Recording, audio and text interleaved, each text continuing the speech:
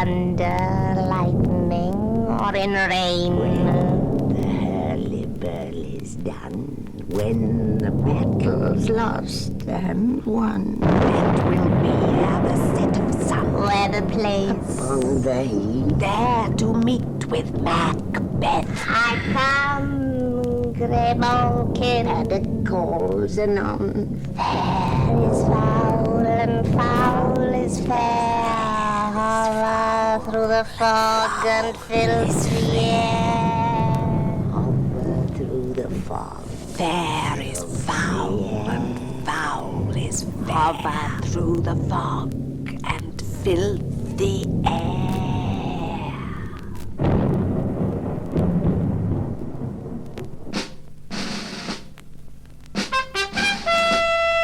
What bloody man is that? He can report as seemeth by his plight of the revolt, the newest state. This is the sergeant who, like a good and hardy soldier, fought against my captivity. Hail, brave friend. Say to the king the knowledge of the broil as thou didst leave it. Doubtful it stood, as two spent swimmers that do cling together and choke their art. The merciless MacDonald, worthy to be a rebel, thought at that the multiplying villainies of nature do swarm upon him. From the western isles of Kerns and Gallowglass it is supplied, and fortune on his damned quarrels smiling showed like a rebel's whore. But all's too weak for brave Macbeth. Well he deserves that name, disdaining fortune with his brandished steel, which smote with bloody execution. Like valor's minion, carved out his passage till he faced the slave, which ne'er shook hands nor bade farewell to him, till he unseamed him from the nave to the chops, and fixed his head upon our battlements. Oh, valiant cousin, worthy gentleman! As whence the sun gins his reflection, shipwrecking storms and direful thunders break, so from that spring whence comfort seemed to come, discomfort swells. Mark, King of Scotland, mark!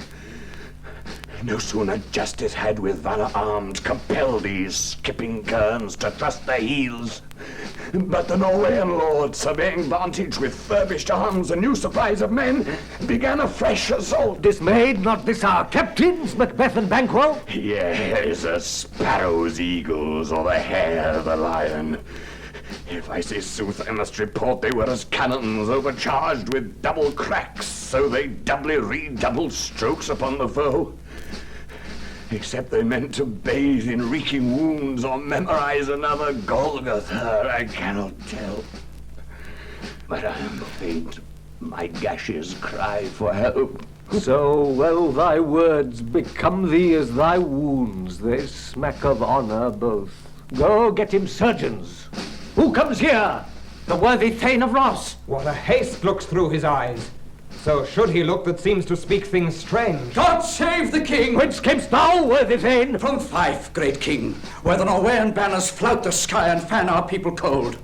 Norway himself, with terrible numbers, assisted by that most disloyal traitor, the Thane of Cawdor, began a dismal conflict, till that Bellona's bridegroom, lapped in proof, confronted him with self-comparisons, point against point, rebellious arm against arm, curbing his lavish spirit, and to conclude, the victory fell on us. Great happiness!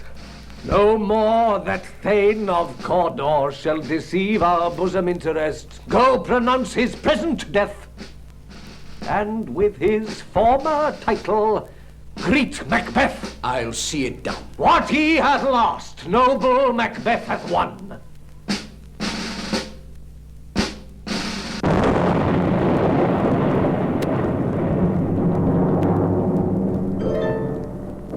Where hast thou been, sister? Killing swine, sister, where thou? A sailor's wife hath chestnuts in her lap, and mounched and mounched and mounched. Give me, quoth I, aroint thee, witch, the ramped Ronion cries. Her husband's to Aleppo gone, master of the tiger. But in a sieve I did a sail, and like a rat without a tail. I'll do, and I'll do. I'll give thee a Without kind, and I myself have all the other, and the very ports they blow, all the quarters that they know with a shipman's card. I'll drain him dry as hay. Sleep shall neither night nor day hang upon his penthouse lid.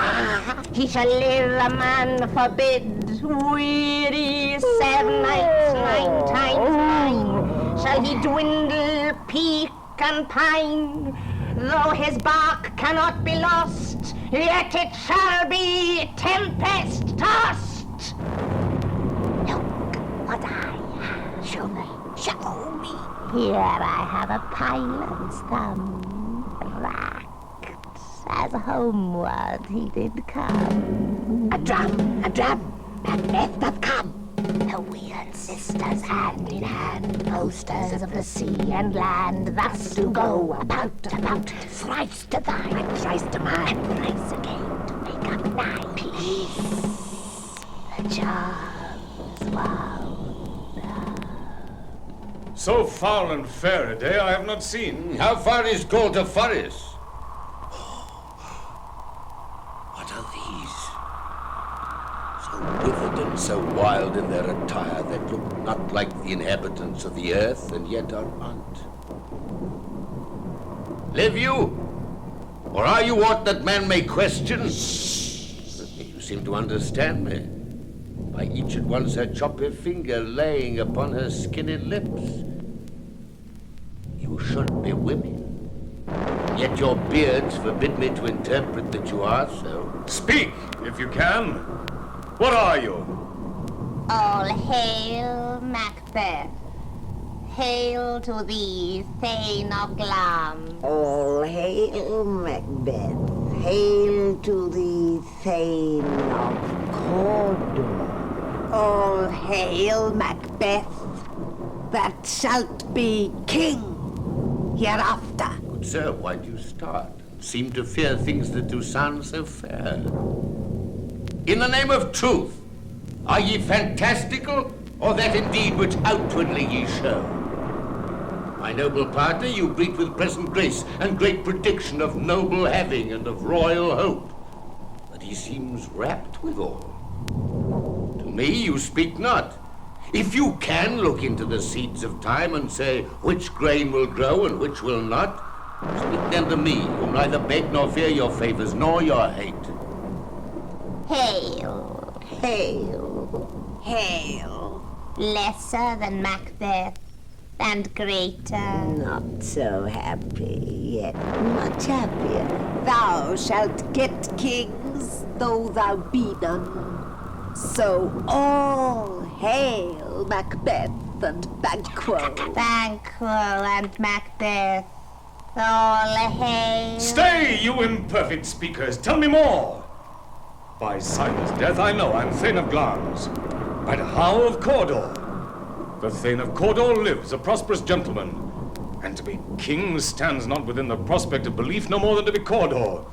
Say from whence you owe this strange intelligence, or why upon this blasted heath you stop our way with such prophetic greeting. Speak, I charge you! The earth hath bubbles as the water has, and these are of them. Whither are they vanished? Into the air. And what seemed corporal melted as breath into the wind. Would they had stayed. Were such things here as we do speak about? Or have we eaten on the insane root that takes the reason prisoner? Your children shall be kings. You shall be king. And Thane of Cawdor too, went it not so? To the self-same tune and words.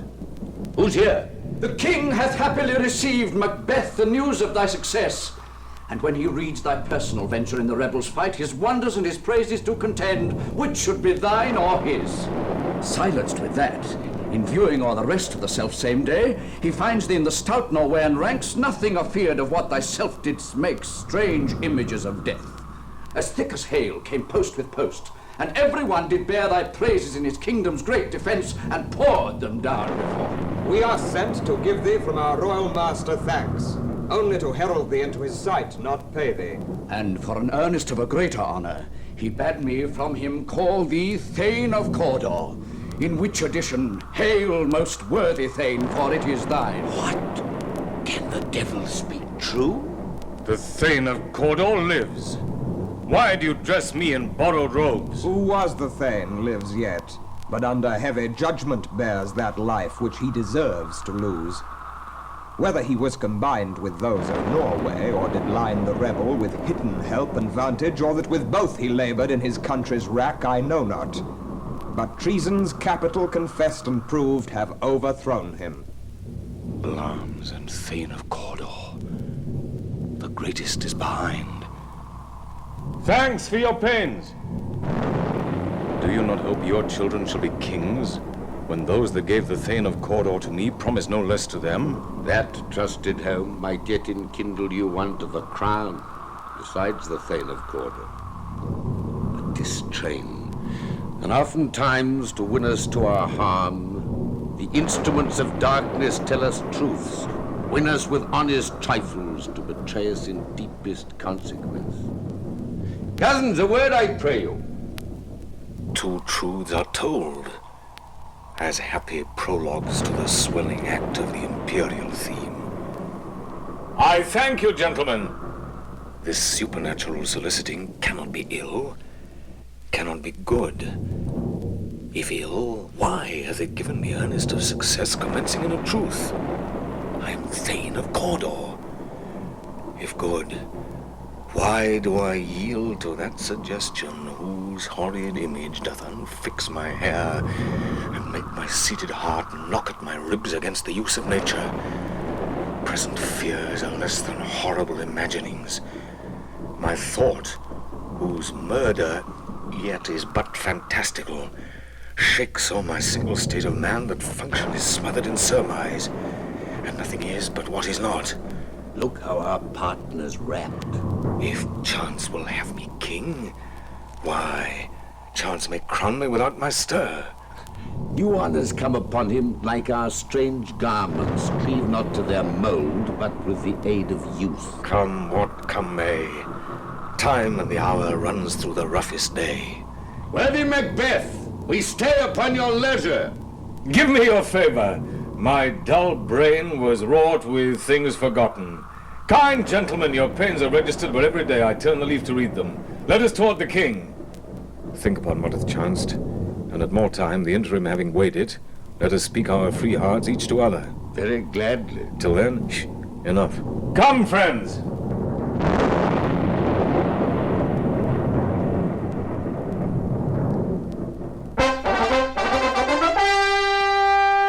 Execution done on Cawdor? Are not those in commission yet returned? My liege, they are not yet come back. But I have spoke with one that saw him die, who did report that very frankly he confessed his treasons, implored your highness pardon, and set forth a deep repentance. Nothing in his life became him like the leaving it. He died as one that had been studied in his death, to throw away the dearest thing he owed as 'twere a careless trifle. There's no art to find the mind's construction in the face. He was a gentleman on whom I built an absolute trust. Oh, worthiest cousin!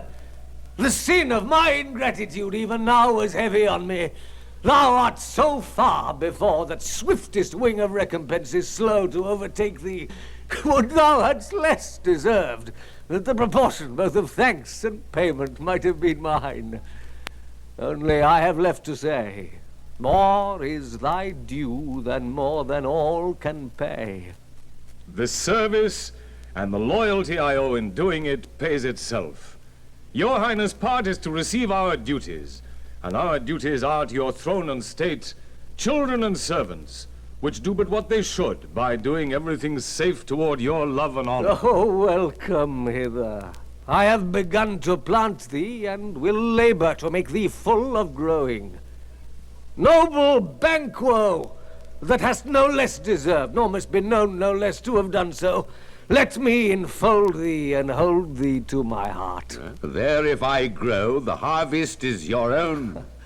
My plenteous joys, wanton in fullness, seek to hide themselves in drops of sorrow.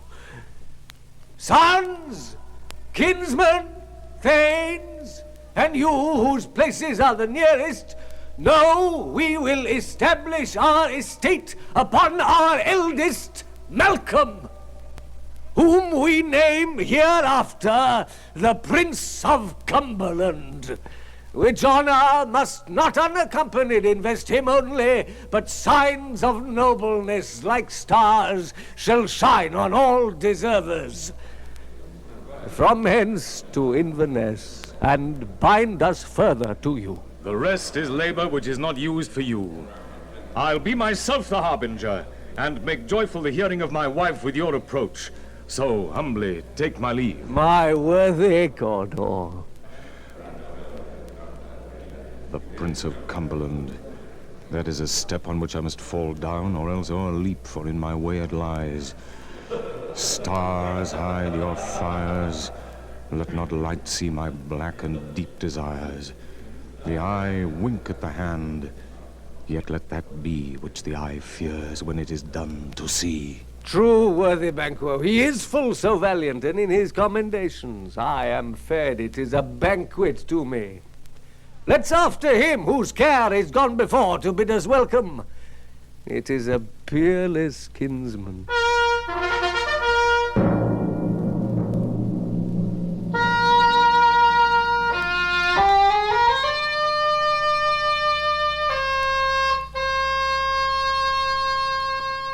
They met me in the day of success, and I have learned from the perfectest report that they have more in them than mortal knowledge. When I burned in desire to question them further, they made themselves air into which they vanished. While I stood wrapped in the wonder of it, came missives from the king, who all hailed me Thane of Cawdor, by the which title before these weird sisters saluted me, and referred me to the coming on of time with hail, King that shalt be. As if I thought good to deliver thee, my dearest partner of greatness, that thou mightest not lose the dues of rejoicing by being ignorant of what greatness is promised thee. Lay it to thy heart and farewell. Glamis thou art, and Cawdor, and shalt be what thou art promised. Yet do I fear thy nature. It is too full of the milk of human kindness to catch the nearest way. Thou wouldst be great, art not without ambition, but without the illness should attend it. What thou wouldst highly, that wouldst thou holily, wouldst not play false, and yet wouldst wrongly win. Thou'dst have, great Glamis, that which cries, thus thou must do if thou have it, and that which rather thou dost fear to do than wishest should be undone. Hie thee hither, that I may pour my spirits in thine ear, and chastise with the valour of my tongue all that impedes thee from the golden round, which fate and metaphysical aid doth seem to have thee crowned withal. What is your tidings? The king comes here tonight. Thou art mad to say it.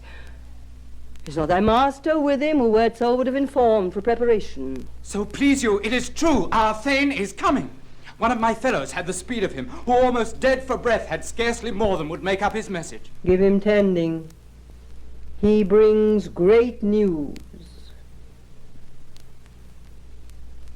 The raven himself is hoarse, that croaks the fatal entrance of Duncan under my battlements.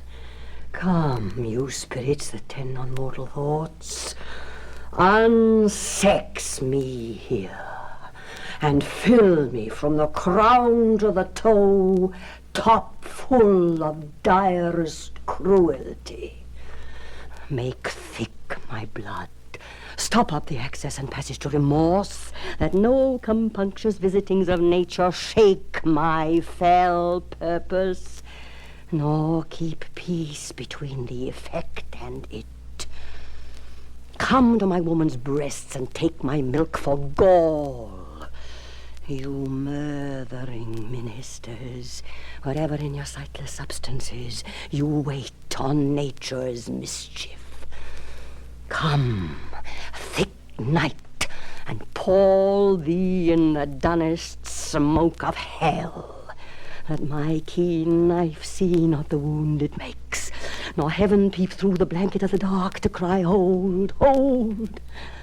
Great Glamis, worthy Cawdor, greater than both, by the all-hail hereafter.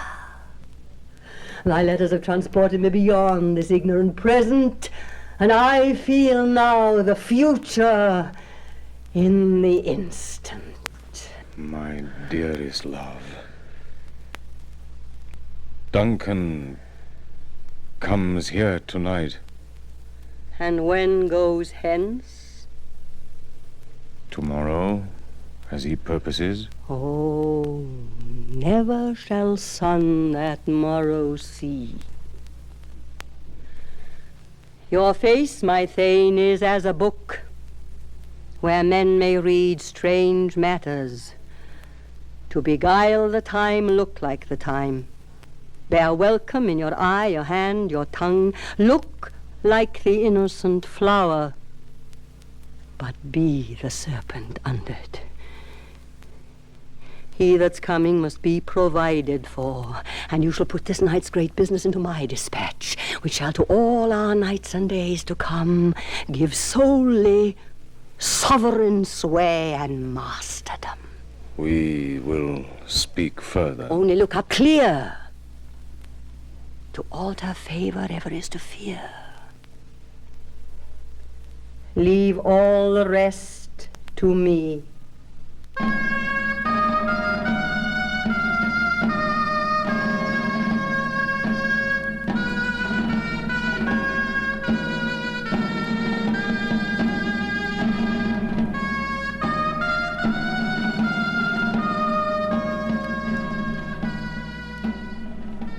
This castle hath a pleasant seat. The air nimbly and sweetly recommends itself unto our gentle senses. This guest of summer, the temple-haunting martlet, does approve by his loved mansionry that the heaven's breath smells wooingly here. No juttive frieze, buttress, nor coign of vantage, but this bird hath made his pendant bed and procreant cradle. Where they most breed and haunt, I have observed the air is delicate. See our honored hostess. The love that follows us sometime is our trouble, which still we thank as love. Herein I teach you how you should bid God heal us for your pains, and thank us for your trouble. All our service, in every point twice done and then done double, where poor and single business, to contend against those honors deep and broad, wherewith your majesty loads our house. For those of old and the late dignities heaped up to them, we rest your hermits. Where's the Thane of Cawdor? We coursed him at the heels and had a purpose to be his purveyor, but he rides well, and his great love sharp as his spur hath holp him to his home before us. Fair and noble hostess, we are your guest tonight. Your servants ever have theirs, themselves, and what is theirs in compt, to make their audit at your highness' pleasure, still to return your own. Give me your hand. Conduct me to mine host. We love him highly, and shall continue our graces towards him. By your leave, hostess.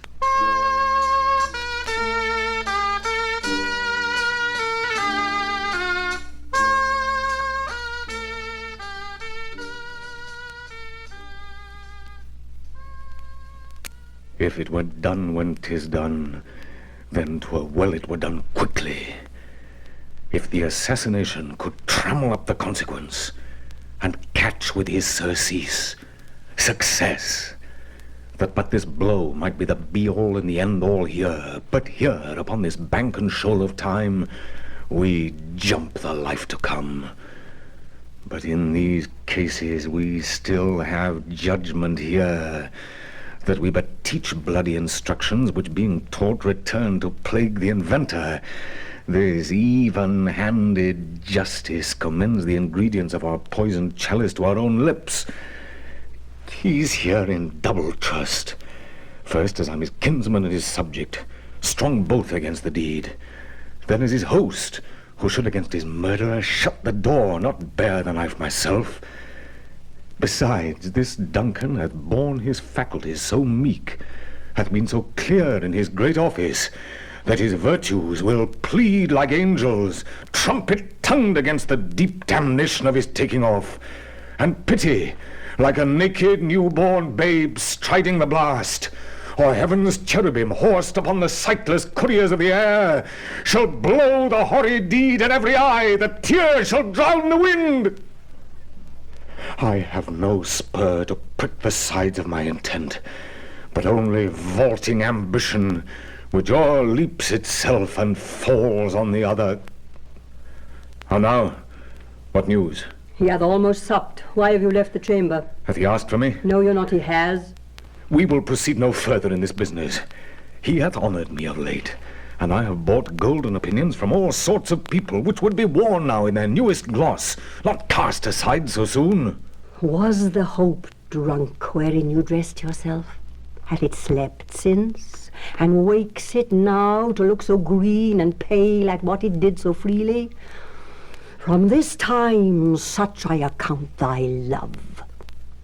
Art thou afeard to be the same in thine own act and valour as thou art in desire? Wouldst thou have that which thou esteem'st the ornament of life, and live a coward in thine own esteem, letting I dare not wait upon I would, like the poor cat of the adage? Prithee, peace. I dare do all that may become a man. Who dares do more is none. What beast was then that made you break this enterprise to me? When you durst do it, then you were a man, and to be more than what you were, you'd be so much more the man. Nor time nor place did then adhere, and yet you would make both.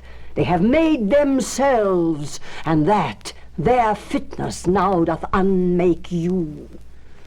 I have given suck, and know how tender 'tis to love the babe that milks me. I would, while it was smiling in my face, have plucked my nipple from his boneless gums and dashed the brains out, had I so sworn as you have done to this. If we should fail. We fail? But screw your courage to the sticking place, and we'll not fail. When Duncan is asleep, whereto the rather should his hard day's journey soundly invite him, his 2 chamberlains will I with wine and wassail so convince, that memory, the warder of the brain, shall be a fume, and the receipt of reason a limbeck only. When in swinish sleep their drenched natures lie as in a death, what cannot you and I perform upon the unguarded Duncan? What not put upon his spongy officers, who shall bear the guilt of our great quell? Bring forth men children only, for thy undaunted metal should compose nothing but males. Will it not be received when we have marked with blood those sleepy 2 of his own chamber, and used their very daggers, that they have done it? Who dares receive it other, as we shall make our griefs and clamours roar upon his death? I am settled, and bend up each corporal agent to this terrible feat. Away, and mock the time with fairest show. False face must hide what the false heart doth know.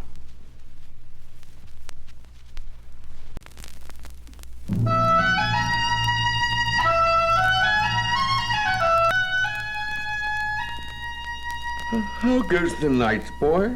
The moon is down. I have not heard the clock. She goes down at 12. I take 'tis later, sir. Oh, take my sword. There's husbandry in heaven. Their candles are all out. Take thee that too. This summons lies like lead upon me. Yet I would not sleep. Powers restrain in me the cursed thoughts that nature gives way to in repose. Give me my sword. Who's there? A friend. What, sir? Not yet at rest?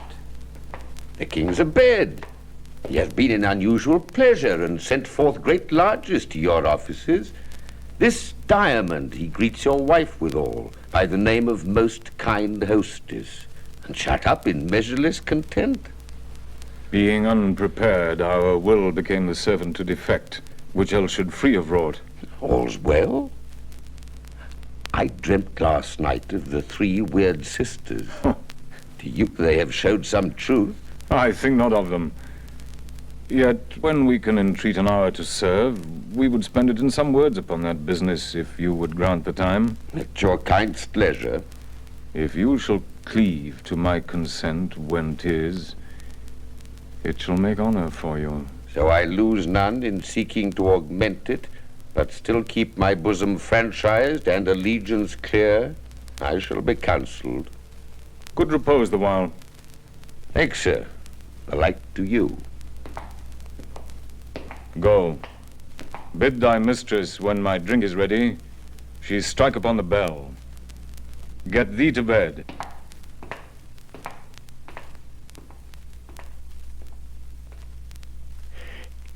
Is this a dagger which I see before me? The handle toward my hand. Come, let me clutch thee. I have thee not, and yet I see thee still. Art thou not fatal vision, sensible to feeling as to sight? Or art thou but a dagger of the mind, a false creation proceeding from the heat-oppressed brain?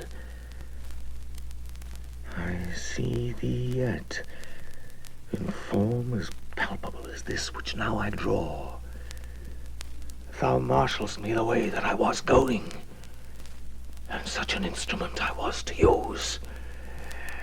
Mine eyes have made the fools of the other senses, or else worth all the rest. I see thee still, and on thy blade and dudgeon gouts of blood, which was not so before. There's no such thing. It is the bloody business which informs thus to mine eyes. Now, o'er the one half world, nature seems dead, and wicked dreams abuse the curtained sleep. Witchcraft celebrates pale Hecate's offerings, and withered murder, alarumed by his sentinel, the wolf, whose howls his watch.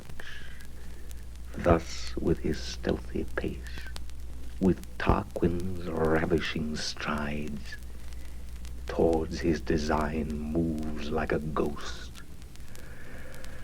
Thou sure and firm set earth, hear not my steps which way they walk, for fear thy very stones prate of my whereabout, and take the present horror from the time, which now suits with it. While thy threat he lives, words to the heat of deeds too cold breath gives. I go, and it is done. The bell invites me. Hear it not, Duncan, for it is a knell that summons thee to heaven or to hell.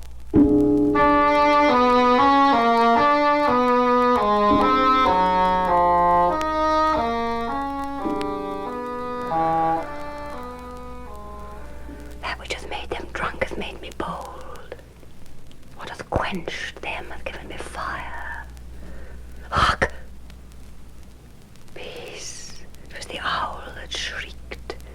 fatal bellman which gives the sternest good night. He is about it. The doors are open, and the surfeited grooms do mock their charge with snores. I've drugged their posses that death and nature do contend about them, whether they live or die. Alack, I'm afraid they have awaked, and 'tis not done. The attempt and not the deed confounds us. Hark! I laid their daggers ready, he could not miss them. Had he not resembled my father as he slept, I had done it. My husband. I have done the deed. Didst thou not hear a noise? I heard the owls scream and the crickets cry. Did not you speak? When? Now. As I descended? Aye. Hark! Who lies in the second chamber? Donald. This is a sorry sight. A foolish thought to say a sorry sight. There's one did laugh in sleep, and one cried, murder, that they did wake each other. I stood and heard them, but they did say their prayers and addressed them again to sleep. There are two lodged together. One cried, God bless us, and amen, the other, as they'd seen me with these hangman's hands. Listening their fear, I could not say amen when they did say God bless us. Consider it not so deeply. But wherefore could I not pronounce amen? I had most need of blessing, and amen stuck in my throat. These deeds must not be thought after these ways, so it will make us mad. I thought I heard a voice cry, sleep no more. Macbeth does murder sleep. The innocent sleep. Sleep that knits up the ravelled sleeve of care. The death of each day's life, sore labour's bath, balm of hurt minds, great nature's second cause, chief nourisher in life's feast. What do you mean? Still it cried, sleep no more to all the house. Glamis hath murdered sleep, and therefore Cawdor shall sleep no more. Macbeth shall sleep no more. Who was it that thus cried? Why, worthy Thane, you do unbend your noble strength to think so brain-sickly of things. Go, get some water and wash this filthy witness from your hand. Why did you bring these daggers from the place? They must lie there.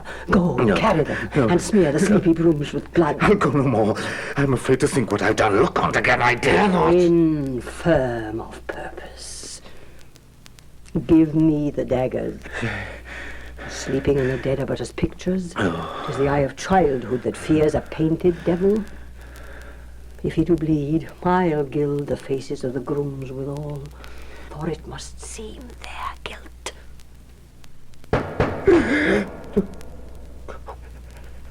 Whence is that knocking? Oh, ist with me whenever a noise appalls me. What hands are here? They pluck out mine eyes. Will all great Neptune's ocean wash this blood clean from my hand? No, this my hand will rather the multitudinous seas incarnadine, making the green one red. My hands are of your colour, but I shame to wear a heart so white. We are knocking at the south entry. Retire we to our chamber. A little water clears us of this deed. How easy is it then? Your constancy hath left you unattended. Oh, more knocking. Get on your nightgown, lest occasion call us and show us to be watchers. Be not lost so poorly in your thoughts. To know my deed, 'twere best not know myself. Wake, Duncan, with thy knocking. I would thou couldst.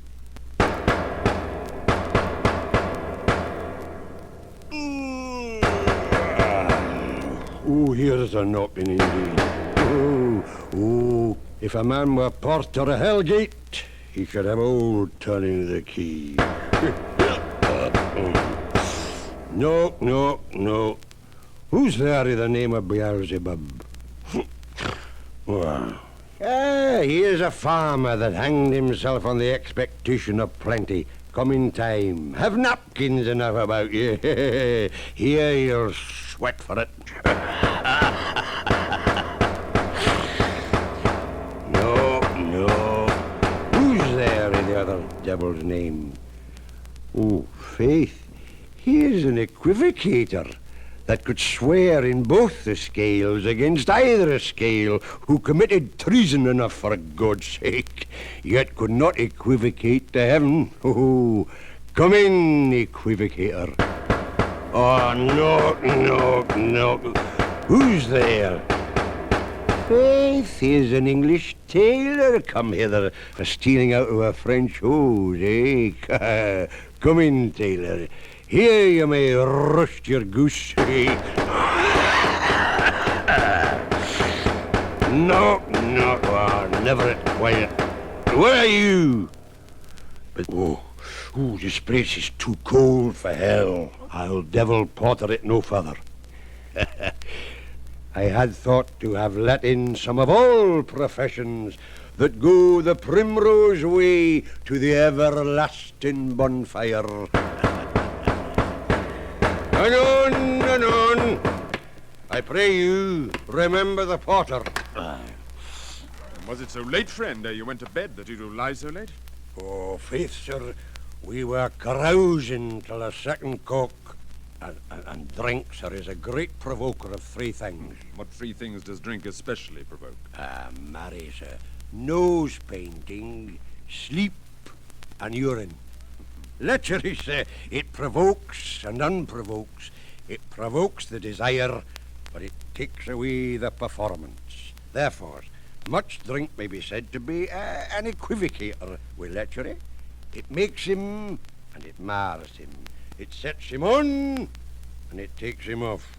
It persuades him, and disheartens him. Makes him stand to, and not stand to. In conclusion, equivocates him in a sleep, and giving him the lie, leaves him. And he drink gave thee the lie last night. That it did, sir, in the very throat on me. But I requited him for his lie, and I think, being too strong for him, though he took up my legs sometime, yet I made a shift to cast him. Is thy master stirring? Our knocking has awaked him. Here he comes. Good morrow, noble sir. Good morrow, both. Is the king stirring, worthy Thane? Not yet. He did command me to call timely on him. I have almost slipped the hour. I'll bring you to him. I know this is a joyful trouble to you, but yet 'tis one. The labor we delight in physics pain. This is the door. I'll make so bold a call, for 'tis my limited service. Goes the king hence today? He does. He did appoint so. The night has been unruly. Where we lay, our chimneys were blown down, and as they say, lamenting's heard i' the air. Strange screams of death, and prophesying with accents terrible of dire combustion and confused events, new hatched to the woeful time. The obscure bird clamoured the livelong night. Some say the earth was feverous and did shake. 'Twas a rough night. My young remembrance cannot parallel a fellow to it. Oh, horror! Horror! Horror! Tongue nor heart cannot conceive nor name thee. What's the matter? Confusion now hath made his masterpiece. Most sacrilegious murder hath broke up the Lord's anointed temple and stole thence the life of the building. What is to say, the life? Mean you, his majesty? Approach the chamber and destroy your sight with a new Gorgon. Do not bid me speak. See, and then speak yourselves. Awake, awake! Ring the alarm bell! Murder and treason. Banquo and Doublebane, Malcolm, awake! Shake off this downy sleep, yes, cultivate, and look on death itself. Up, up, and see the great tomb's image! Malcolm, Banquo! As from your graves, rise up and walk like sprites to countenance this horror! What's the business? There's such a hideous trumpet calls to parley the sleepers of the house. Speak, speak! Gentle lady, 'tis not for you to hear what I can speak. The repetition in a woman's ear would murder as it fell. Oh, Banquo! Banquo, our royal master's murdered. Oh, alas! What in our house? Too true anywhere. Dear doth I prithee contradict thyself and say it is not so. Had I but died an hour before this chance, I had lived a blessed time. For from this instant there's nothing serious in mortality. All is but toys. Renown and grace is dead. The wine of life is drawn, and the mere lees is left this vault to brag of. What is amiss? You are, and do not know it. The spring, the head, the fountain of your blood is stopped. The very source of it is stopped. Your royal father's murdered. By whom? Those of his chambers, it seemed, had done't. Their hands and faces were all badged with blood. So were their daggers, which unwiped we found upon their pillows. They stared and were distracted. No man's life was to be trusted with them. Oh, yet I do repent me of my fury that I did kill them. Wherefore did you so? Oh, who can be wise, amazed, temperate and furious, loyal and neutral in a moment? No man. The expedition of my violent love outran the pause of reason. Here lay Duncan, his silver skin laced with his golden blood, and his gashed stabs looked like a breach in nature for ruin's wasteful entrance. There the murderers, steeped in the colors of their trade, their daggers unmannily breached with gore. Who could refrain that had a heart to love, and in that heart courage to make love known? Help me, Hans. Look to the lady. Why do we hold our tongues that most may claim this argument for ours? What should be spoken here, where our feet hid in an auger hole may rush and seize us? Let's away. Our tears are not yet brewed. Nor our strong sorrow upon the foot of motion. Look to the lady. And when we have our naked frailties hid that suffer in exposure, let us meet and question this most bloody piece of work, and know it further. Fears and scruple shake us. In the great hand of God I stand, and thence against the undivulged pretense I fight of treasonous malice. And so do I. Oh. Let's briefly put on manly readiness and meet in the hall together. What will you do? Let's not consort with them. To show an unfelt sorrow is an office which the false man does easy. I'll to England. To Ireland I. Our separated fortune shall keep us both the safer. Where we are, there's daggers in men's smiles. The nearer in blood, the nearer bloody. This murderous shaft that shot hath not yet lighted, and our safest way is to avoid the aim. Therefore to horse, and let us not be dainty of leave-taking, but shift away. There's warrant in that theft which steals itself, when there's no mercy left.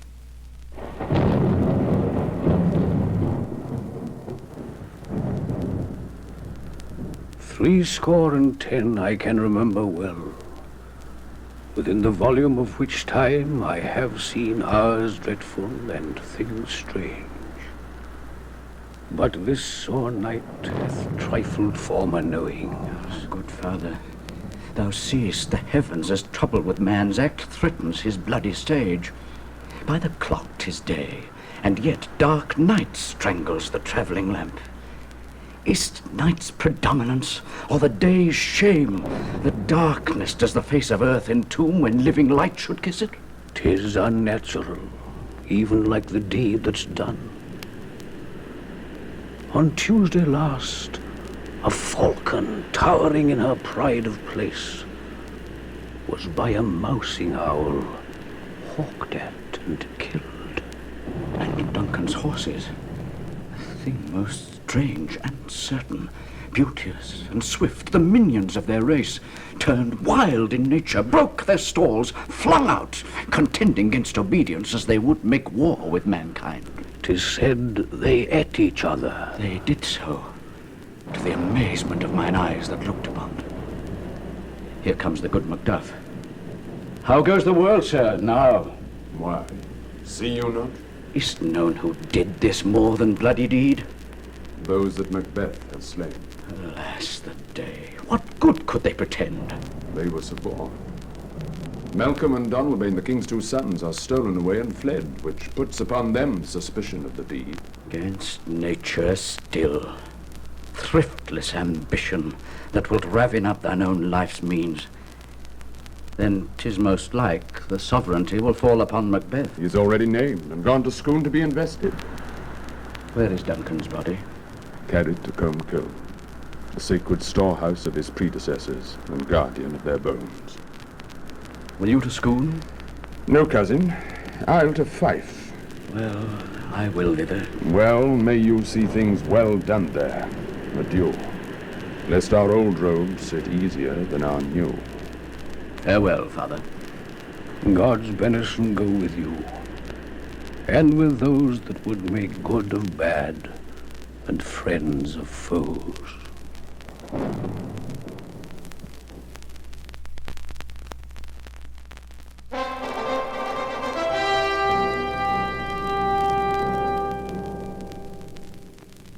test it now. King, Cawdor, Glamis, all, as the weird women promised. And I fear thou playedst most foully for't. Yet it was said it should not stand in thy posterity, but that myself should be the root and father of many kings. If there come truth from them, as upon thee, Macbeth, their speeches shine, why, by the verities on thee made good, may they not be my oracles as well, and set me up in hope, but ask no more. Here's our chief guest. If he had been forgotten, it had been as a gap in our great feast, and all thing unbecoming. Tonight we hold a solemn supper, sir, and I'll request your presence. Let your highness command upon me, to the which my duties are with the most indissoluble tie forever knit. Ride you this afternoon? Aye, my good lord. We should have else desired your good advice, which still hath been both grave and prosperous in this day's council. But we'll take tomorrow. Is't far you ride? Oh, as far, my lord, as will fill up the time twixt this and supper. Go not my horse the better, I must become a borrower of the night for a dark hour or twain. Fail not our feast. My lord, I will not. We hear our bloody cousins are bestowed in England and in Ireland, not confessing their cruel parricide, filling their hearers with strange invention. But of that tomorrow, when therewithal we shall have cause of state craving us jointly. Hie you to horse, adieu, till you return at night. Goes fiance with you? Aye, my good lord. Our time does call upon us. I wish your horses swift and sure of foot, and so I do commend you to their backs. Farewell. Let every man be master of his time till 7 at night. To make society the sweeter welcome, we will keep ourselves till supper time alone. While then, God be with you. Sirrah, a word with you. Attend those men our pleasure. They are, my lord, without the palace gate. Bring them before us. To be thus is nothing, but to be safely thus. Our fears in Banquo stick deep, and in his royalty of nature reigns that which would be feared. 'Tis much he dares, and to that dauntless temper of his mind he hath a wisdom that doth guide his valor to act in safety. There is none but he whose being I do fear, and under him my genius is rebuked, as it is said Mark Antony's was by Caesar. He chid the sisters when first they put the name of king upon me, and bade them speak to him. Then, prophet-like, they hailed him father to a line of kings. Upon my head they placed a fruitless crown, and put a barren scepter in my gripe, thence to be wrenched with an unlineal hand, no son of mine succeeding. If it be so, for Banquo's issue have I filed my mind. For them the gracious Duncan have I murdered. Put rankers in the vessel of my peace only for them, and mine eternal jewel given to the common enemy of man to make them kings, the seed of Banquo kings.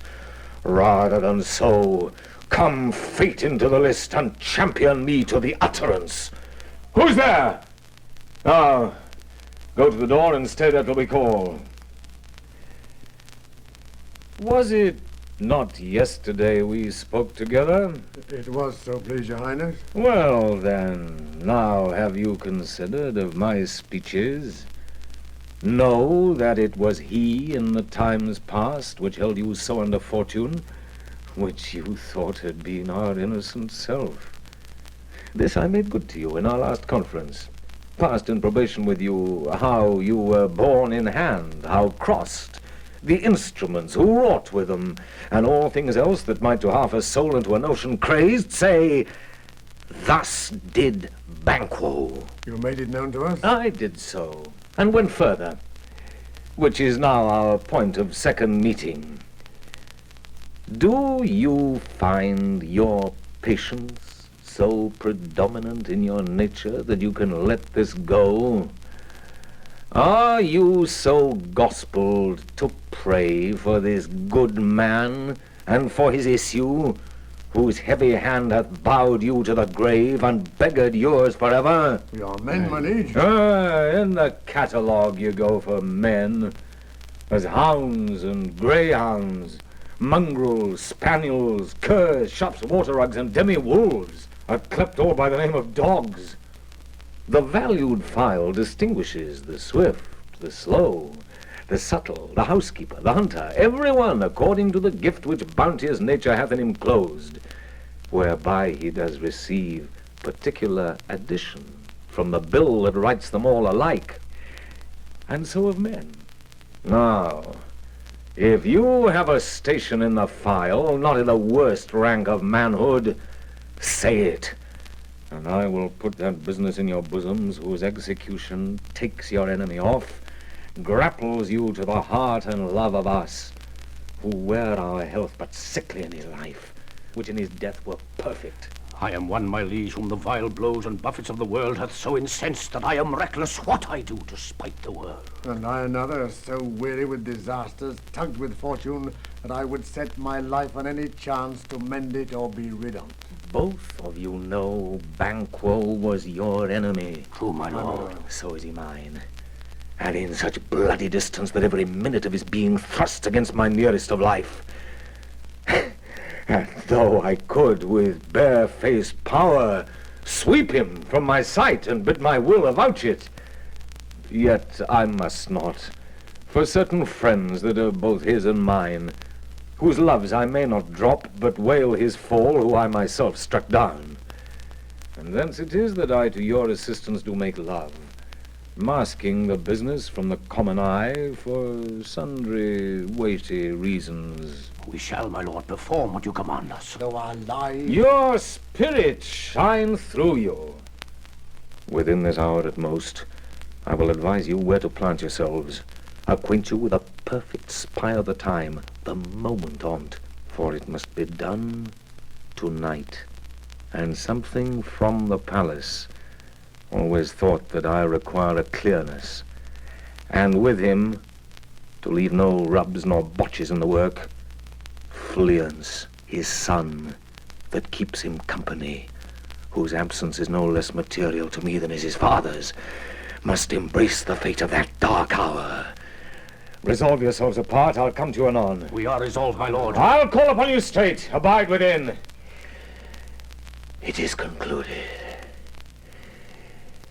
Banquo, thy soul's flight, if it find heaven, must find it out tonight.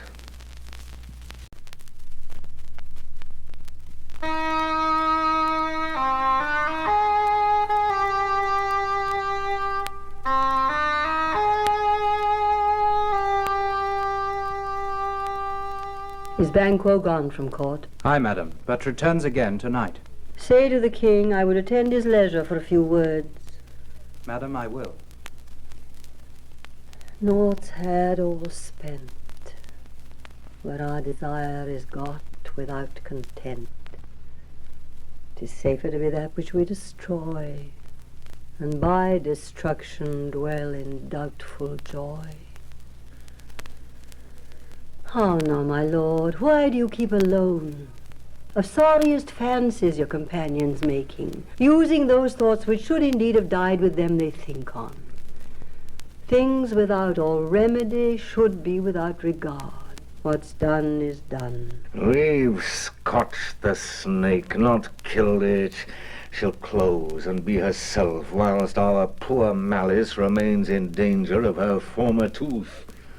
But let the frame of things disjoint, both the worlds suffer, ere we will eat our meal in fear, and sleep in the affliction of these terrible dreams that shake us nightly. Better be with the dead, whom we to gain our peace have sent to peace, than on the torture of the mind to lie in restless ecstasy. Duncan's in his grave. After life's fitful fever, he sleeps well. Treason has done his worst. Nor steel, nor poison, malice domestic, foreign levy, nothing can touch him further. Come on, gentle my lord. Sleek o'er your rugged looks. Be bright and jovial among your guests tonight. So shall I love, and so I pray be you. Let your remembrance apply to Banquo. Present him eminence both with eye and tongue. Unsafe the while that we must lave our honours in these flattering streams, and make our faces vizards to our hearts, disguising what they are. You must leave this. Oh, full of scorpions is my mind, dear wife. Thou knowest that Banquo in his fleance lives. But in them nature's copies not etern. There's comfort yet. They are assailable. Then be thou jocund. Ere the bat hath flown his cloistered flight, ere to black Hecate summons the shard-born beetle with his drowsy hums hath rung night's yawning peal, there shall be done a deed of dreadful note. What's to be done? Be innocent of the knowledge, dearest Chuck, till thou applaud the deed. Come, sealing night, scarf up the tender eye of pitiful day, and with thy bloody and invisible hand cancel and tear to pieces that great bond which keeps me pale. Light thickens, and the crow makes wing to the rooky wood. Good things of day begin to droop and drowse, whiles night's black agents to their praise do rouse. Thou marvelest at my words, but hold thee still. Things bad begun make strong themselves by ill. So, prithee, go with me.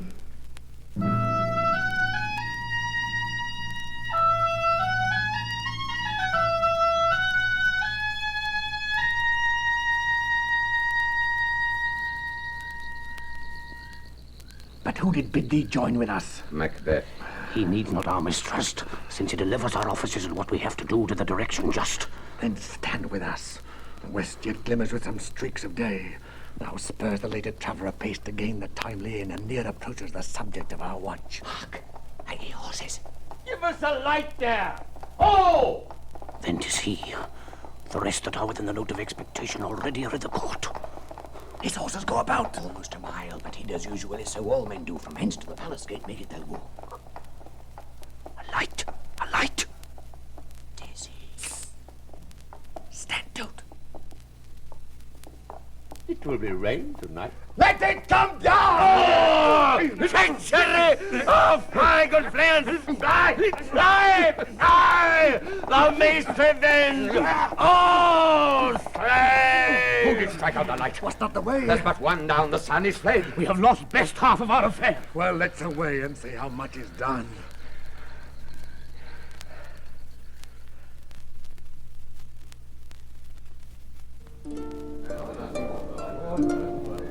You know your own degrees. Sit down. At first and last, a hearty welcome. Thanks, Your Majesty. Ourself will mingle with society and play the humble host.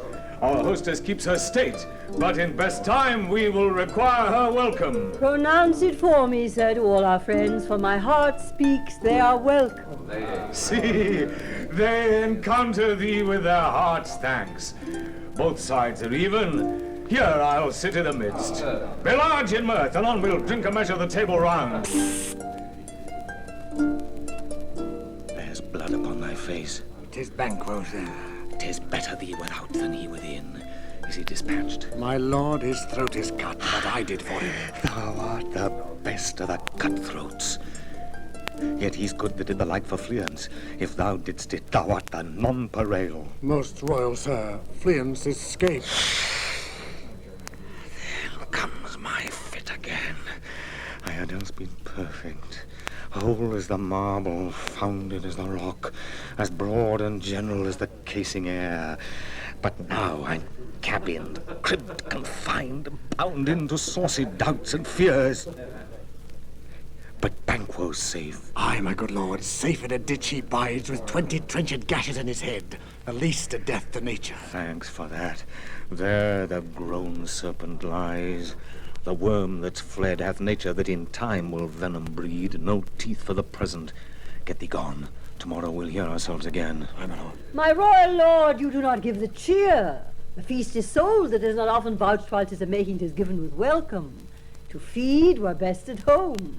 From thence the sauce to meat is ceremony. Meeting were bare without it. Sweet remembrance, sir. Now, good digestion wait on appetite, and health on both. May it please your highness, sit. Here had we now our country's honor roofed with the graced person of our Banquo present, who may I rather challenge for unkindness than pity for mischance. His absence, sir, lays blame upon his promise. Please, your highness, to grace us with your royal company. The table's full. Here is a place reserved, sir. Where? Here, my good lord. What is that moves your highness? Which of you have done this? What, my good lord? Thou canst not say I did it! Never shake thy gory locks at me! Gentlemen, rise. His highness is not well. Sit, worthy friends. My lord is often thus and hath been from his youth. Pray you keep seat. The fit is momentary, but a thought he will again be well. If much you note him, you shall offend him and extend his passion. Feed and regard him not. Are you a man? Aye, and a bold one that dare look on that which might appall the devil. Oh, proper stuff. This is the very painting of your fear. This is the air-drawn dagger which you said led you to Duncan. All these flaws and starts, impostors to true fear, would well become a woman's story at a winter's fire authorized by her granddad. Shame itself, why do you make such faces? When all's done, you look but on a stool. Prithee, see there. Behold, look, lo, how say you? Why, what care I? If thou canst nod, speak too.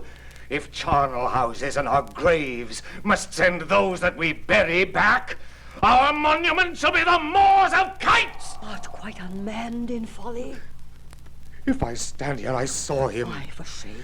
Blood hath been shed ere now, i' the olden time, ere humane statute purged the gentle wheel. Aye, and since too, murders have been performed too terrible for the ear. The time has been that when the brains were out, the man would die, and there an end. But now they rise again with 20 mortal murders on their crowns and push us from our stools. This is more strange than such a murder is. My worthy lord, your noble friends do lack you. I do forget. Do not muse at me, my most worthy friends. I have a strange infirmity, which is nothing to those that know me. Come, love and health to all, then I'll sit down. Give me some wine. Fill full. I drink to the general joy of the whole table, and to our dear friend Banquo, whom we miss. Would he were here! To all and him we thirst, and all to all. Our duties and the pledge. Avaunt and quit my sight! Let the earth hide thee! Thy bones are marrowless, thy blood is cold. Thou hast no speculation in those eyes which thou dost glare with. Think of this, good peers, but as a thing of custom 'tis no other. Only it spoils the pleasure of the time. What man dare? I dare! Approach thou like the rugged Russian bear, the armed rhinoceros, or the Hyrcan tiger. Take any shape but that, and my firm nerve shall never tremble, or be alive again, and dare me to the desert with thy sword. If trembling I inhabit then, protest me the baby of a girl. Hence, horrible shadow, unreal mockery, hence! Why so? Being gone, I am a man again. Pray you, sit still. You have displaced the mirth, broke the good meeting with most admired disorder. Can such things be? and overcome us like a summer's cloud without our special wonder. You make me strange even to the disposition that I owe, when now I think you can behold such sights and keep the natural ruby of your cheeks when mine is blanched with fear. What sights, my lord? I pray you speak not. He grows worse and worse. Question enrages him. At once, good night. Stand not upon the order of your going, but go at once. Good night, and better health attend his majesty. A kind good night to all.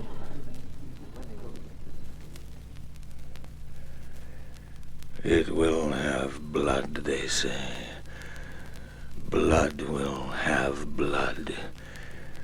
Stones have been known to move, and trees to speak. Augurs and understood relations have by maggot pies and choughs and rooks brought forth the secrets man of blood. What is the night? Almost at odds with morning, which is which. How sayest thou that Macbeth denies his person at our great bidding? Did you send to him, sir? I hear it by the way, but I will send. There's not a one of them but in his house I keep a servant feed. I will tomorrow, and betimes I will, to the weird sisters.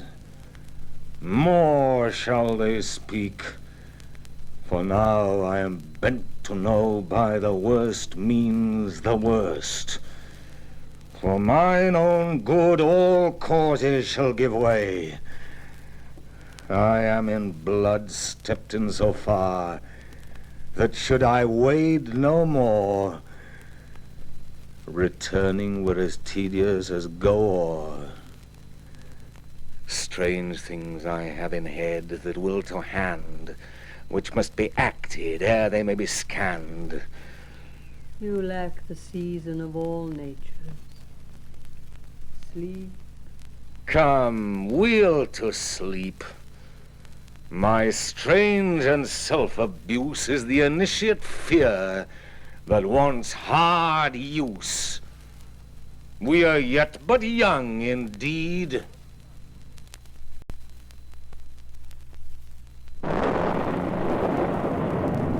Thrice the brinded cat hath mewed. Thrice and once the hedge big wine. Happier cries, 'tis time, 'tis time. Round about the cauldron go, in the poisoned entrails throw.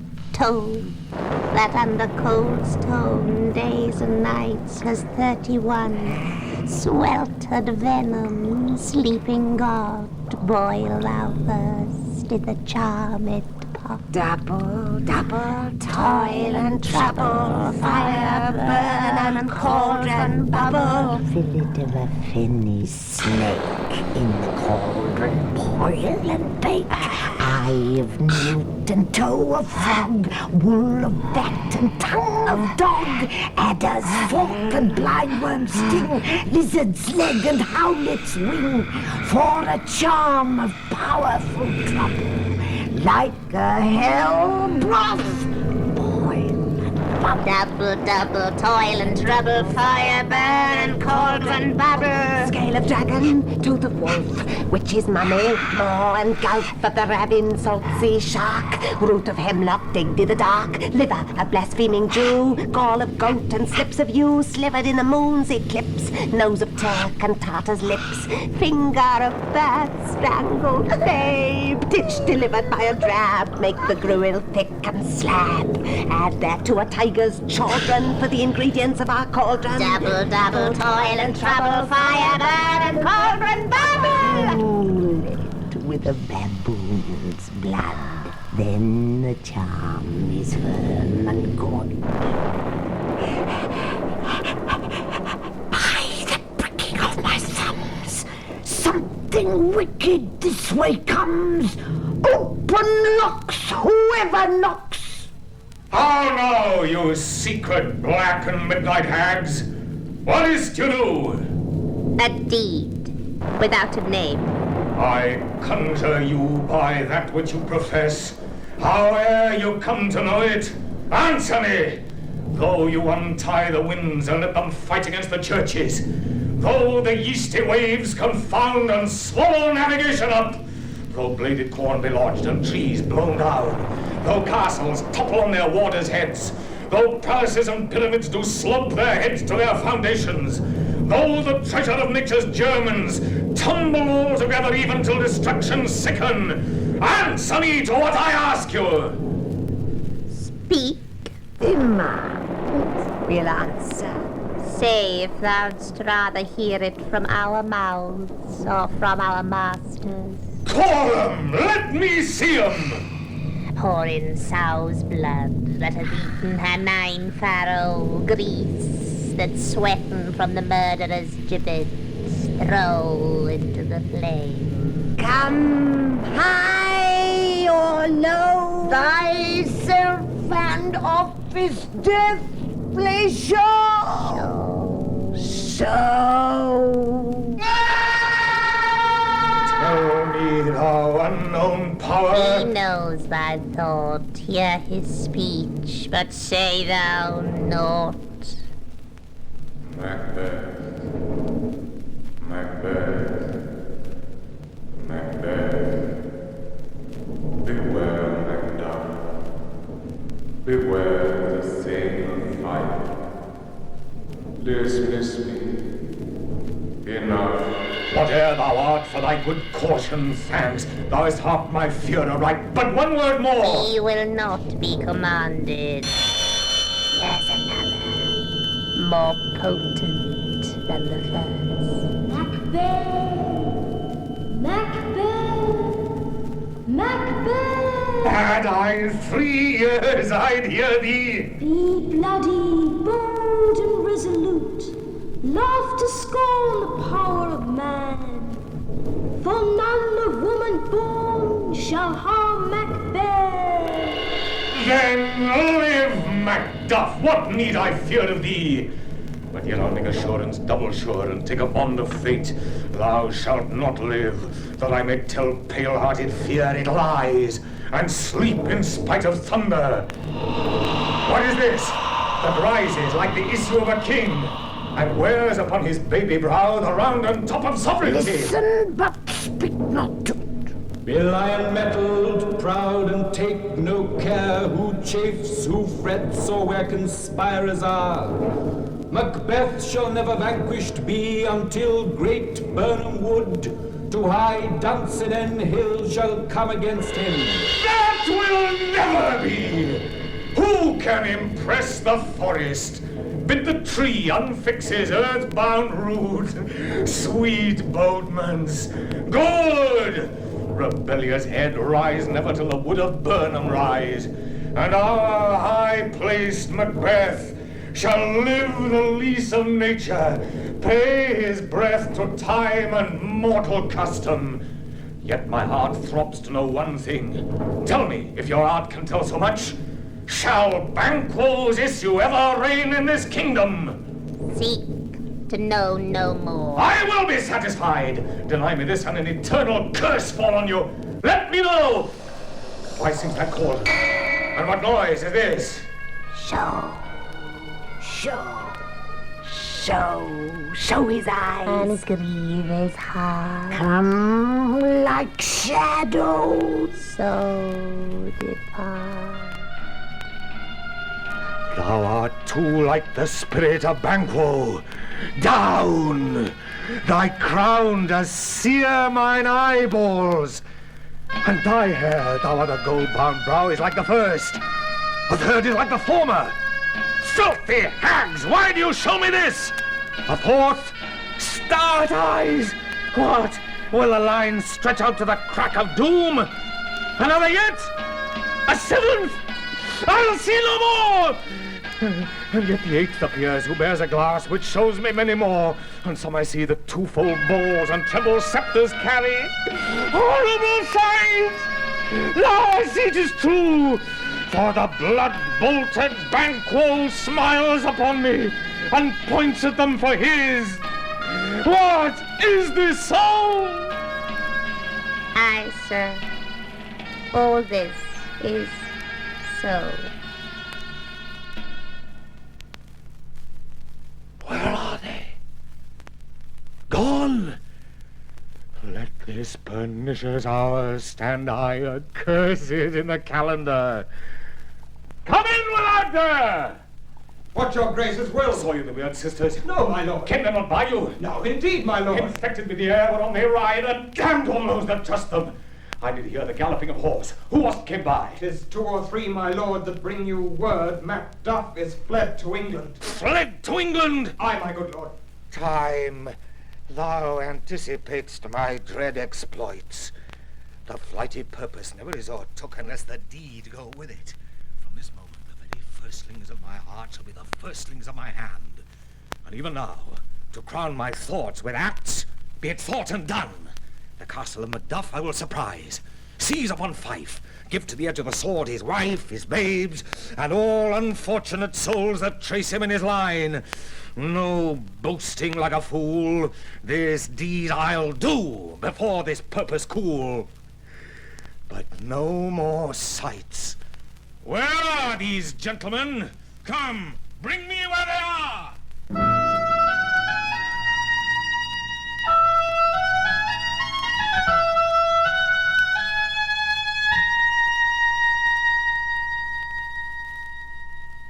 What has he done to make him fly the land? You must have patience, madam. He had none. His flight was madness. When our actions do not, our fears do make us traitors. You know not whether it was his wisdom or his fear. Wisdom! To leave his wife, to leave his babes, his mansion and his titles in a place from whence himself does fly. He loves us not.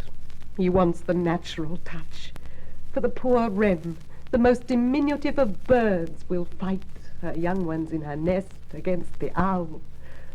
All is the fear and nothing is the love. As little is the wisdom where the flight so runs against all reason. My dearest coz, I pray you school yourself. But for your husband, he is noble, wise, judicious, and best knows the fits of the season. I dare not speak much further. But cruel are the times when we are traitors and do not know ourselves, when we hold rumour from what we fear, yet know not what we fear, but float upon a wild and violent sea each way and move. I take my leave of you. Shall not be long, but I'll be here again. Things at the worst will cease, or else climb upward to what they were before. My pretty cousin, blessing upon you. Fathered he is, and yet he's fatherless. I am so much a fool. Should I stay longer, it would be my disgrace and your discomfort. I take my leave at once. Sirrah, your father's dead. And what will you do now? How will you live? As birds do, Mother. What? With worms and flies?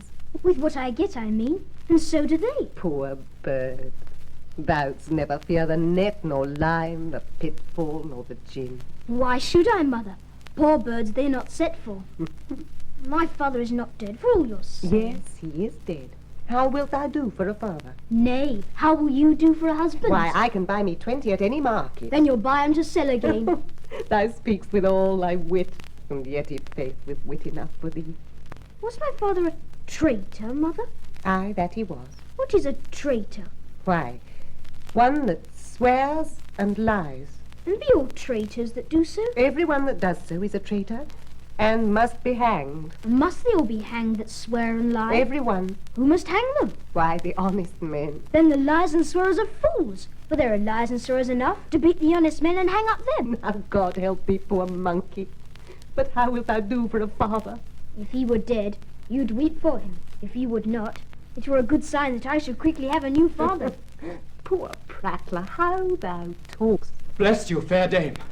I am not to you known, though in your state of honour I am perfect. I doubt some danger does approach you nearly. If you will take a homely man's advice, be not found here. Hence with your little ones. To fright you thus, methinks I am too savage. To do worse to you were fell cruelty, which is too nigh your person. Heaven preserve you, I dare abide no longer. Whither should I fly? I have done no harm. But I remember now. I am in this earthly world. where to do harm is often laudable, to do good sometime accounted dangerous folly. Why then, alas, do I put up that womanly defense to say I have done no harm? What are these faces? Where is your husband? I hope in no place so unsanctified where such as thou mayst find him. He's a traitor. Thou liest, thou shaggy villain! What, you egg? Fire treachery! He has killed me, mother. Run away, I pray you.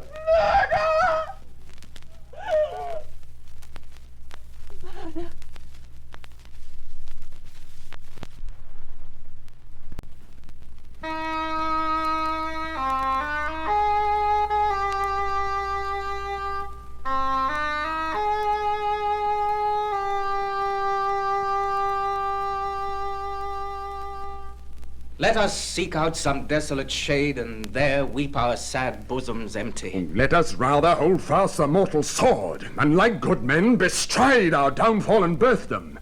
Each new morn, new widows howl, new orphans cry, new sorrows strike heaven on the face that it resounds as if it felt with Scotland, and yelled out like syllable of dolour. What I believe, I'll wail.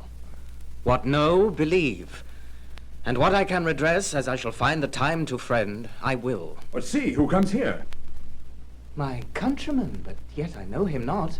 My ever-gentle cousin, welcome hither. I know him now. Good God, betimes remove the means that makes us strangers. Sir, amen. Stand Scotland where it did. Alas, poor country, almost afraid to know itself. It cannot be called our mother, but our grave, where nothing but who knows nothing is once seen to smile, where sighs and groans and shrieks that rent the air are made, not marked, where violent sorrow seems a modern ecstasy. The dead man's knell is there scarce asked for who, and good men's lives expire before the flowers in their caps, dying or ere they sicken. Oh, relation too nice, and yet too true. What's the newest grief? That of an hour's age doth hiss the speaker. Each minute teems a new one. How does my wife? Why, well. And all my children? Well, too.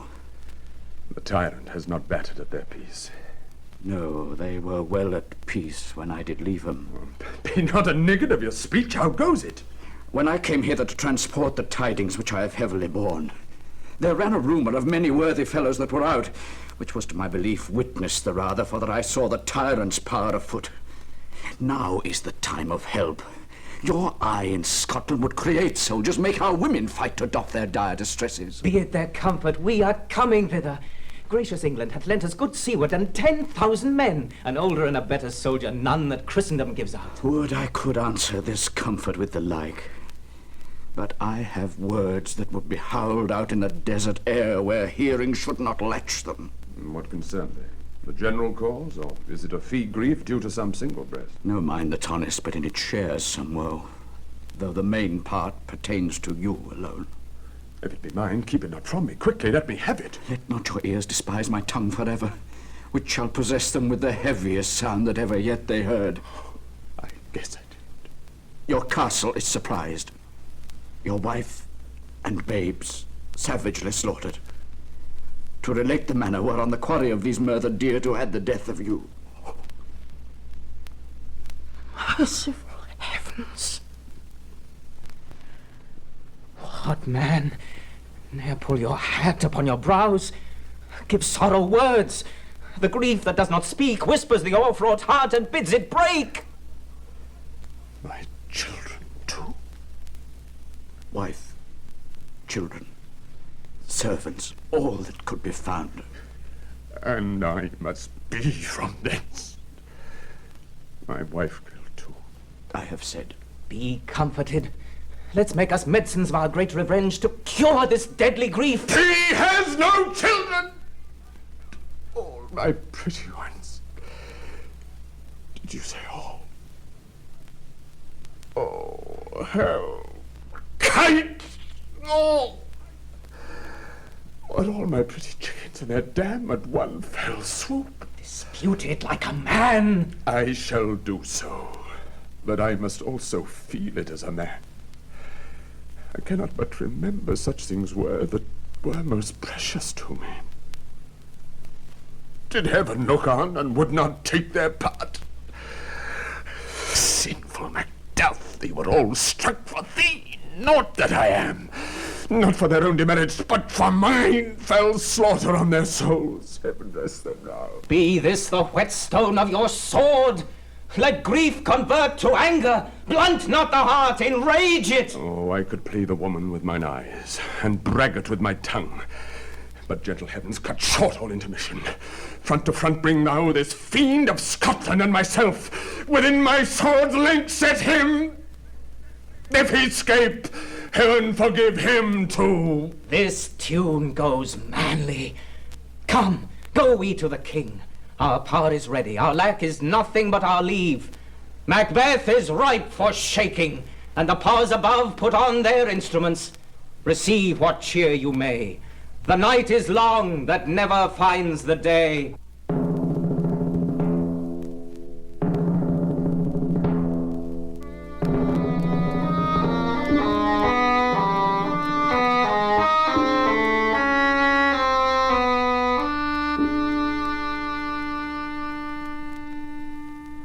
I have 2 nights watched with you, but can perceive no truth in your report. When was it she last walked? Since His Majesty went into the field, I have seen her rise from her bed, throw her nightgown upon her, unlock her closet, take forth a paper, fold it, write upon it, read it, afterwards seal it, and again return to bed. Yet all this while in a most fast sleep. A great perturbation in nature to receive at once the benefit of sleep and do the effects of watching. In this slumbery agitation, besides her walking and other actual performances, what at any time have you heard her say? That which I will not report after her. You may to me, and 'tis most meet you should. Neither to you nor anyone, having no witness to confirm my speech. Lo you, here she comes. This is her very guise, and upon my life fast asleep. Observe her, stand close. How came she by that light? Why, it stood by her. She has light by her continually, 'tis her command. You see, her eyes are open. Aye, but their sense is shut. What is it she does now? Look how she rubs her hands. It is an accustomed action with her to seem thus washing her hands. I have known her continuing this a quarter of an hour. Shh.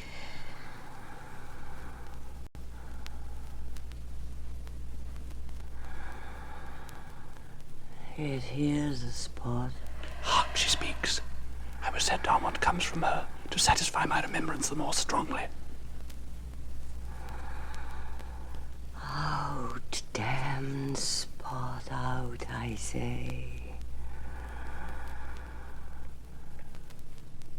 1, 2.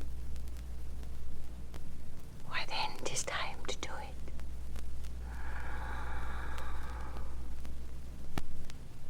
Hell is murky.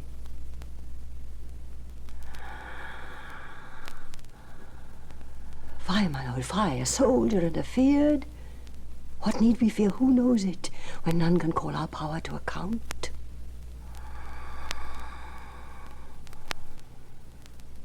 Yet who would have thought the old man to have had so much blood in him?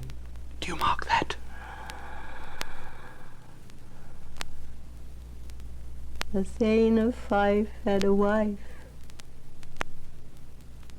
Where is she now? What? Will these hands ne'er be clean? No more of that, my lord, no more of that. You'll mar all with this starting. Go do, you have known what you should not. She has spoke what she should not, I'm sure of that. Heaven knows what she has known. Shh.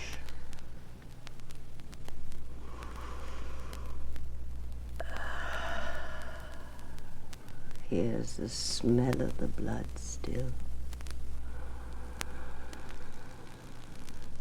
All the perfumes of Arabia will not sweeten this little hand.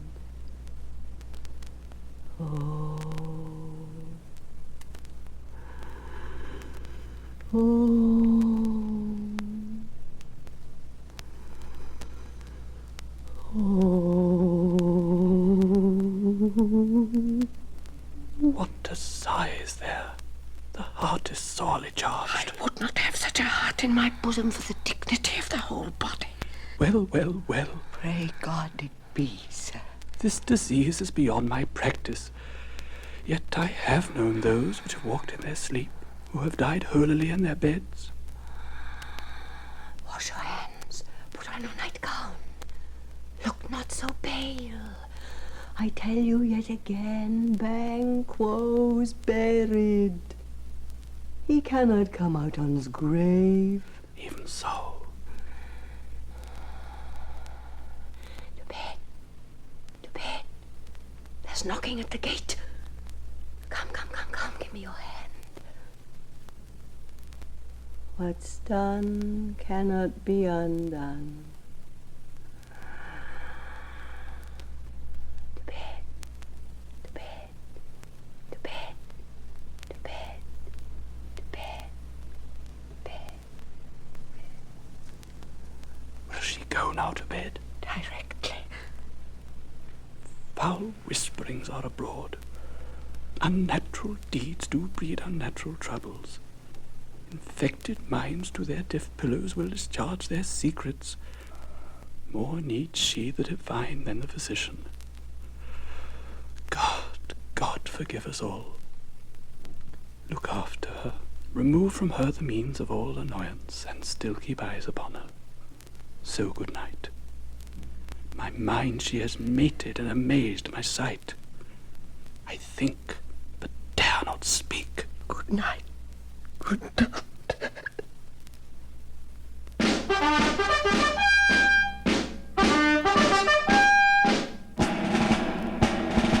The English power is near, led on by Malcolm, his uncle Seward, and the good Macduff.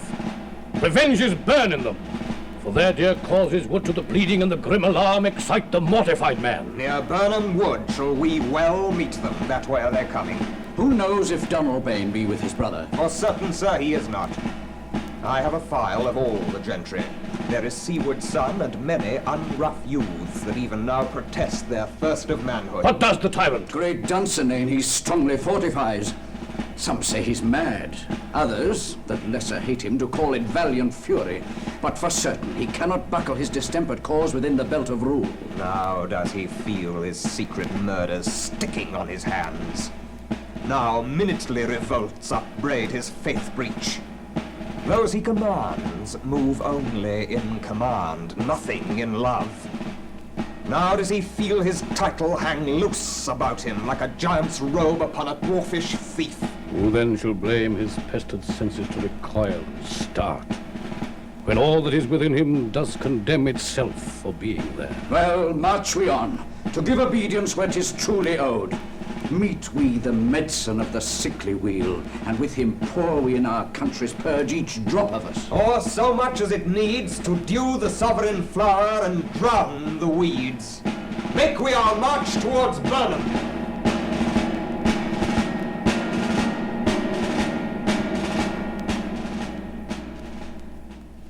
Bring me no more reports! Let them fly all! Till Burnham Wood remove to Dunsinane, I cannot taint with fear. What's the boy Malcolm? Was he not born of woman? The spirits that know all mortal consequences have pronounced me thus. Fear not, Macbeth. No man that's born of woman shall e'er have power upon thee. Then fly, false thanes, and mingle with the English epicures. The mind I sway by and the heart I bear shall never sag with doubt nor shake with fear. Sir? The devil damn thee black, thou cream-faced loon. Where gotst thou that goose look? There is 10,000... Geese, villain! Soldiers, sir! Go, prick thy face and overred thy fear, thou lily-livered boy. What soldiers, Patch? Death of thy soul, those linen cheeks of thine are counselors to fear. What soldiers, Wayface? The English force, so please you. Take thy face hence. Seaton! I'm sick at heart when I behold... Seaton, I say! This push will cheer me ever or deceit me now. I have lived long enough. My way of life is fallen into the sere, the yellow leaf.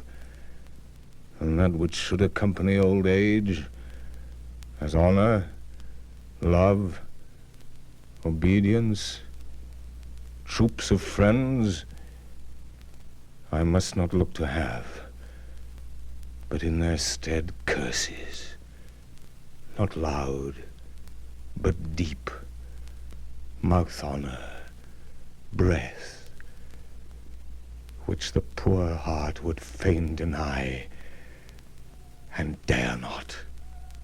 Seaton! What's your gracious pleasure? What news more? All is confirmed, my lord, which was reported. I'll fight till from my bones my flesh be hacked. Give me my armor. 'Tis not needed yet. I'll put it on, send out more horses, scur the country round. Hang those that talk of fear. Give me mine armor. How does your patient, doctor? Not so sick, my lord, as she is troubled with thick-coming fancies that keep her from her rest. Cure her of that. Canst thou not minister to a mind diseased? Pluck from the memory a rooted sorrow? Raise out the written troubles of the brain? And with some sweet, oblivious antidote, cleanse the stuffed bosom of that perilous stuff which weighs upon the heart. Therein the patient must minister to himself. Throw physic to the dogs, I'll none of it. Come, put mine armor on. Give me my staff. Seaton, send out. Doctor, the thanes fly from me. Comes her dispatch. If thou couldst, doctor, cast the water of my land, find her disease, and purge it to a sound and pristine health, I would applaud thee to the very echo that should applaud again. Pull it off, I say. What rhubarb, senna, or what purgative drug would scour these English hands, eh? Hearest thou of them? Aye, my good lord. Your royal preparation makes us hear something. Bring it after me! I will not be afraid of death and bane till Burnham Forest come to Dunsinane! Were I from Dunsinane away and clear, profit again should hardly draw me here.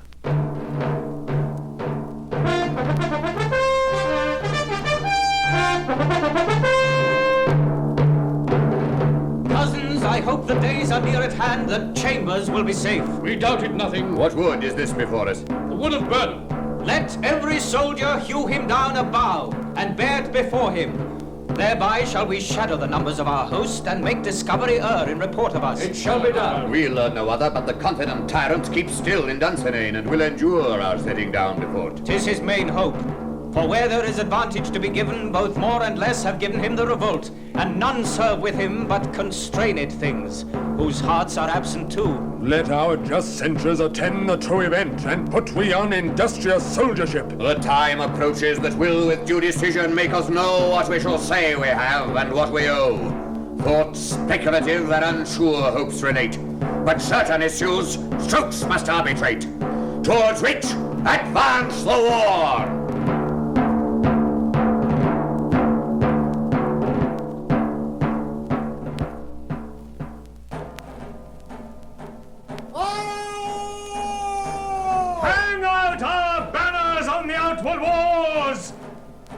The cry is still, they come.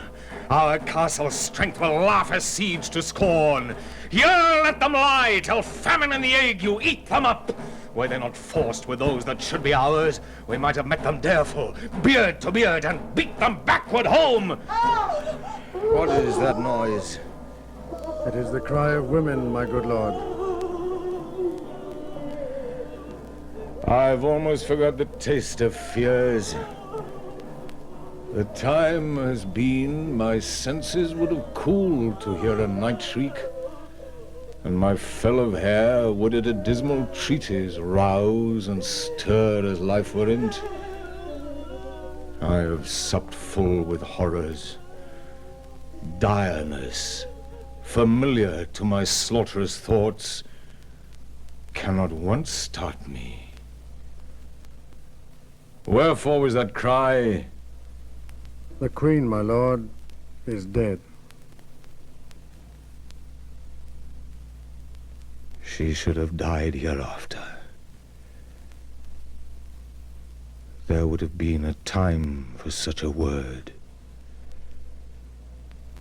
Tomorrow, and tomorrow, and tomorrow creeps in this petty pace from day to day to the last syllable of recorded time.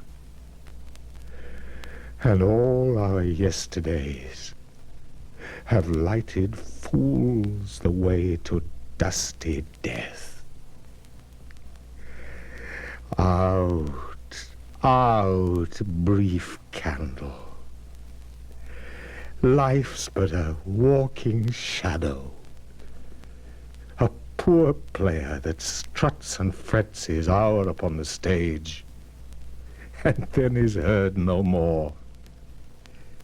It is a tale told by an idiot, full of sound and fury, signifying nothing. Thou comest to use thy tongue, thy story. Quickly! Gracious, my lord.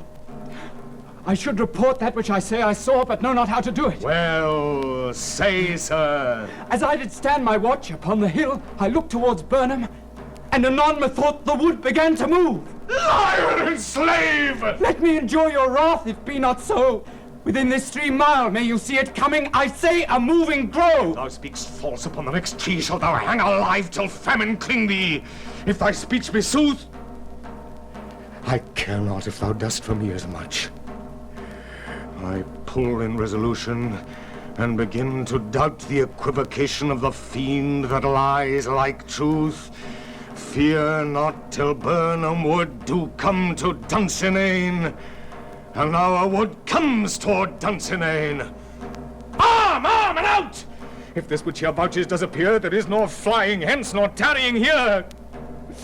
I begin to be a-weary of the sun, and wish the estate of the world were now undone. Ring the alarm bell! Blow, wind, come rack, at least we'll die with harness on our back. Now near enough. Your leafy screens throw down and show like those you are. You, worthy uncle, shall with my cousin, your right noble son, lead our first battle. Worthy Macduff and we shall take upon what else remains to do according to our order. Fare you well. Do we but find the tyrant's power tonight, let us be beaten if we cannot fight. Make all our trumpets speak! Give them all breath! Those clamorous harbingers of blood and death!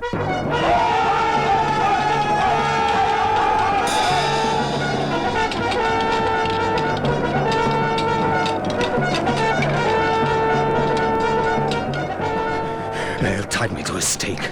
I cannot fly, but bear-like I must fight the cause. What's he that was not born of woman? Such a one am I to fear, or none. What is thy name? Thou'lt be afraid to hear it. Oh, thou callest thyself a hotter name than any is in hell? My name's Macbeth. The devil himself could not pronounce a title more hateful to mine ear. No, nor more fearful. O oyster-bored tyrant! With my sword I'll prove the lie thou speaks. Thou wast born of woman, but swords I smile at, weapons laugh to scorn, brandished by man that's of a woman born.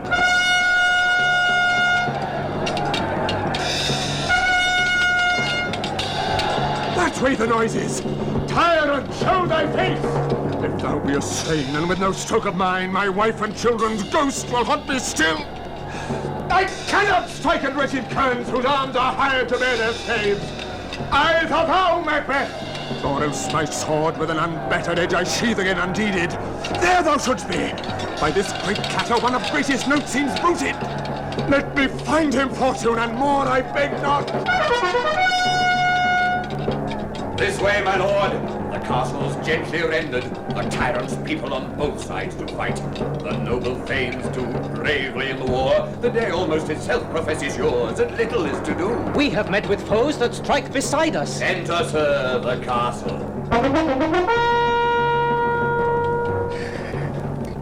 Why should I play the Roman fool and die on mine own sword? Whiles I see lives, the gashes do better upon them. Turn, hellhound, turn. Of all men else I have avoided thee. But get thee back. My soul is too much charged with blood of thine already. I have no words. My voice is in my sword. Thou bloodier villain than terms can give thee out. Thou losest labor. As easy mayst thou the enchanted air with thy keen sword impresses make me bleed. Let fall thy blade on vulnerable crests. I bear a charmed life, which must not yield to one of woman born. Despair thy charm, and let the angel whom thou still hast served tell thee Macduff was from his mother's womb untimely ripped. Accursed be that tongue that tells me so, for it hath cowed my better part of man. And be these juggling fiends no more believed, that palter with us in a double sense, that keep the word of promise to our ear, and break it to our hope. I'll not fight with thee. Then yield thee, coward, and live to be the show and gaze of the time. We'll have thee as our rarer monsters are, painted upon a pole, and under it, here may you see the tyrant. I will not yield to kiss the ground before young Malcolm's feet, and to be baited with a rabble's curse, though Burnham would be come to Dunsinane, and thou opposed, being of no woman born, yet I will try the last. Before my body I throw my warlike shield. Lay on, Macduff, and damned be him that first cries, hold enough!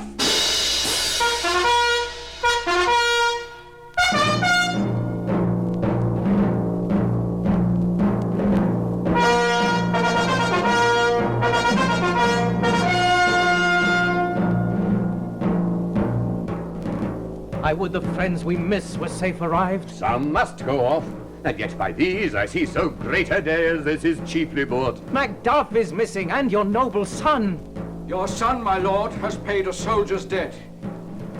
He only lived but till he was a man, the which no sooner had his prowess confirmed in the unshrinking station where he fought, but like a man he died.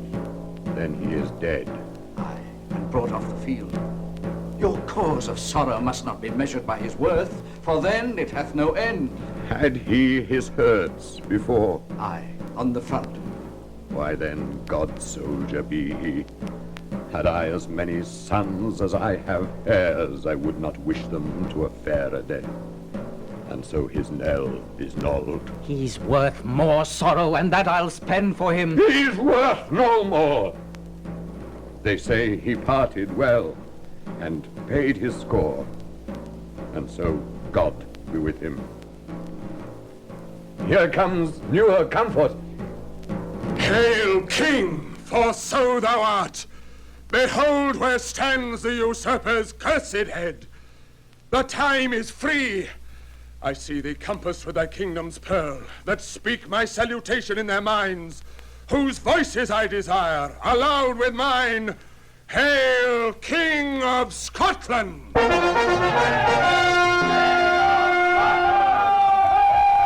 His shall not spend a large expense of time before we reckon with your several loves and make us even with you. My thanes and kinsmen henceforth be earls, the first that ever Scotland in such an honour named. What's more to do, which would be planted newly with the time, as calling home our exiled friends abroad that fled the snares of watchful tyranny, producing forth the cruel ministers of this dead butcher and his fiend-like queen, who, as 'tis thought, by self and violent hands took off her life. This, and what needful else that calls upon us by the grace of grace, we will perform in measure, time, and place. So thanks to all at once and to each one, whom we invite to see us crowned at Scone.